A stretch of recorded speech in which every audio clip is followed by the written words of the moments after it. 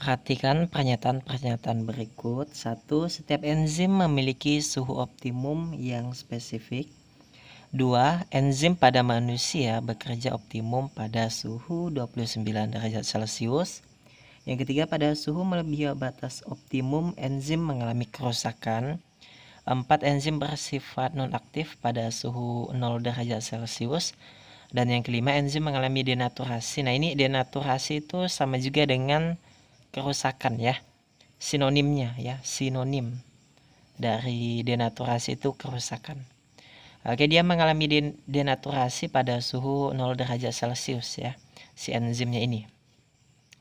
Oke, pertanyaannya ialah pernyataan yang benar mengenai enzim ditunjukkan oleh angka. Oke. Nah, enzim ya. Setiap enzim itu memiliki suhu optimum yang spesifik ya, yang khusus gitu ya. Nah, oke, jadi yang pernyataan satu ini betul ya. Nah, pada manusia ya, contohnya kamu yang lagi nonton video ini ya. Nah, pada manusia itu enzim bekerja optimal ya.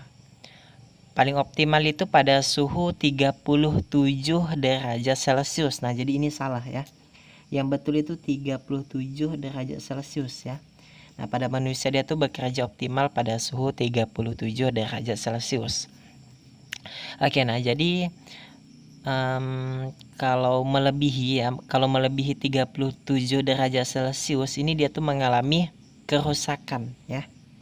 Nah, kalau dia melebihi batas optimum, ini kan 37 derajat Celcius ini kan batas optimalnya ya, ini maksimalnya gitu. Kalau dia lebih, dia akan rusak si enzim ya, atau nama lainnya tuh denaturasi ya. Nah, jadi yang nomor 3 ini, pada suhu melebihi batas optimum, enzim mengalami kerusakan ya, betul ya.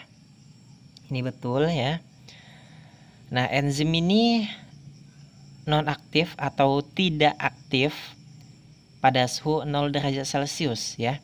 Dia tidak aktif. Tidak aktif bukan artian dia tuh rusak, bukan.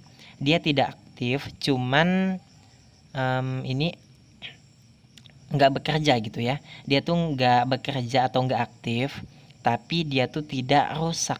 Sekali lagi, dia tuh tidak rusak si enzim ini ya. Nah, ini betul ya, dia tuh nggak aktif pada suhu 0 derajat Celcius. Habis itu yang ini 5, enzim mengalami denaturasi pada suhu 0 derajat Celcius. Nah, ini salah ya. Kalau dia mengalami denaturasi itu seharusnya mengalami ini ya, dia harus lebih dari suhu optimumnya. Denaturasi ini sama juga dengan kerusakan. Oke, jadi jawabannya 1, 3, 4. Jawabannya yang B, kayak gitu ya. Oke, nah sekarang nomor 2 ya. Kecepatan reaksi enzimatis dipengaruhi beberapa faktor. Grafik di samping menunjukkan hubungan antara kecepatan reaksi dan faktor yang memengaruhi kerja enzim. Nah, ini ya grafiknya. Apabila X dalam grafik tersebut adalah pH, nah pH ini kan tingkat keasaman ya. Nah, asam atau basanya gitu ya. Berarti di sini ini X, sumber X-nya itu pH ya. Ini kecepatan reaksinya. Nah, pernyataan manakah yang sesuai dengan grafik tersebut? Oke, kita lihat ya. Buat yang A, kerja enzim tidak dipengaruhi oleh pH. Nah, ini salah ya. Kalau tidak dipengaruhi secara otomatis, ya tidak ada peningkatan grafiknya ini ya. Nah, kalau ada peningkatannya berarti kan dipengaruhi, ya kan? Nah, ini salah ya, karena tidak dipengaruhi katanya. Kalau yang B, enzim bekerja secara optimum pada pH netral. Nah, optimum ini kan setara juga dengan paling maksimal gitu ya, paling optimal atau optimum ya, sama aja. Oke, kita lihat ini kan pH-nya ya. Nah, ini paling maksimal di sini ya, nah di sini.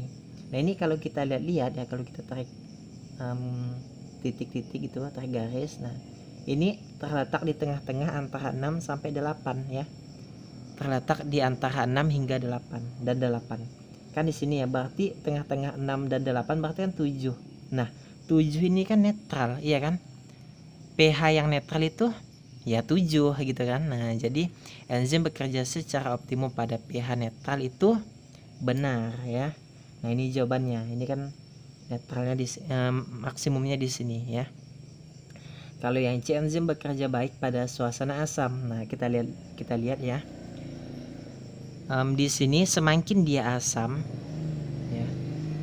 Semakin dia asam, ini kan di bawah 7 itu kan asam ya. Semakin dia asam menuju 1 ya, itu malahan semakin hancur ya, semakin anjlok dia nih ya. Jadi dia semakin asam ya, pada suasana asam lah gitu ya, dia tuh kurang bekerja dengan baik ya. Nah, kurang bekerja dengan baik ya. Nah, ini salah. Yang D, pada pH lebih dari 10 enzim masih bekerja dengan baik. Nah, malahan kalau udah nyampe 10 ini udah hancur gitu ya, apalagi kalau nyampe 14 ya, kan pH sampai 14 ya. Nah, jadi ini semakin dia ke bawah ya, semakin tidak baik kerjanya ya. Nah, oke, sekarang yang E nih, pH optimum agar enzim bekerja baik adalah 10. Oke, ini maksudnya pH 10 mungkin ya. Nah, ini kalau kita lihat 10 ini ya bukan bekerja dengan baik ya, ini termasuk kerjanya kurang baik ya. Nah, jadi salah. Oke. Nah, sekarang kita lanjut ke soal nomor 3 ya. Nah, oke, sesuai dengan nomor 1 tadi ya. Nah, ini ada hubungannya dengan nomor 1 tadi. Apabila sel-sel hidup dipanaskan hingga 60 derajat Celcius, kegiatan biologisnya akan terhenti. Hal ini terjadi karena jadi gini ya. Enzim itu kan suatu protein ya. Salah satu sifat protein itu dapat rusak karena panas atau mengalami denaturasi ya.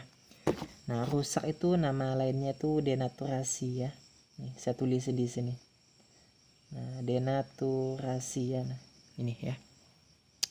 Oke, jadi apabila suhu terlalu tinggi melebihi batas optimum, enzim itu akan rusak dan tidak dapat bekerja lagi.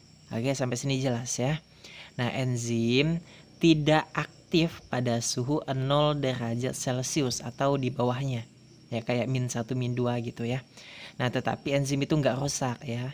Dia tuh cuman tidak aktif, tapi ya masih ini ya, masih bisa bekerja apabila suhunya meningkat gitu, di atas 0 derajat lah ya.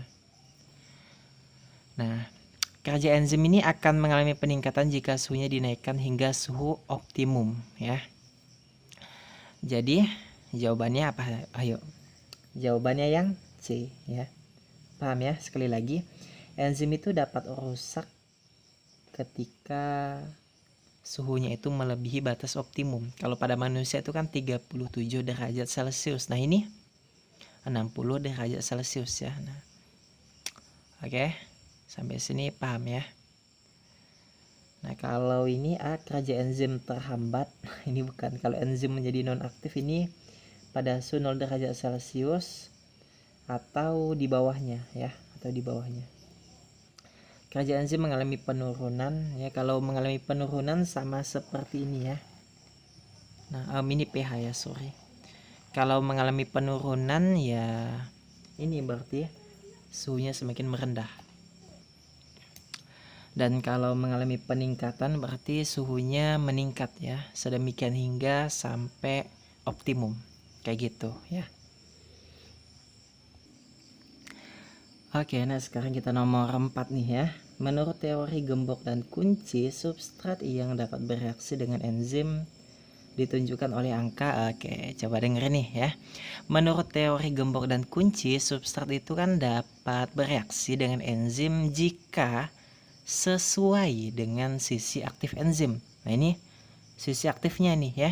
Sekali lagi, jika sesuai dengan sisi aktif enzim. Ya, nah jika sesuai. Kalau bahasa lainnya tuh jika cocok ya, jika pas gitu, ya udah itu yang betul gitu ya. Nah, ikatan antara substrat dengan enzim ya. Substratnya dengan enzim membentuk ikatan yang lemah. Nah, kalau kita lihat-lihat ya, substrat 1, ini 1. Kalau kita gabungin ke sini, ini kan ada 2 nih ya. Ini ke sini berarti cocok ya kan, bisa menyatu. Tapi kalau 2, 3, 4 ini bisa nggak? Ini 4 bisa ya. Kalau 2 sama 3 ini nggak bisa, ini jauh ya. Ini yang ini besar nih, nggak bisa ya. Jadi 2 sama 3 itu nggak bisa, 5 nggak bisa, tapi 4 bisa ya. Jadi jawabannya 1 sama 4 gitu ya. Ini kan cocok nih ya. Nah, buat yang 2, 3, 5 ini nggak bisa karena mempunyai struktur yang tidak sesuai dengan sisi aktif enzimnya gitu. Akibatnya substrat tersebut tidak dapat berikatan dengan enzim kayak gitu ya. Oke, jawabannya yang D. Oke gengs, sekian pembahasan biologinya ya, sampai 4 aja, nanti akan saya lanjut ya nomor 5 dan seterusnya. Semoga aja kalian paham. Sampai jumpa di video selanjutnya. Bye.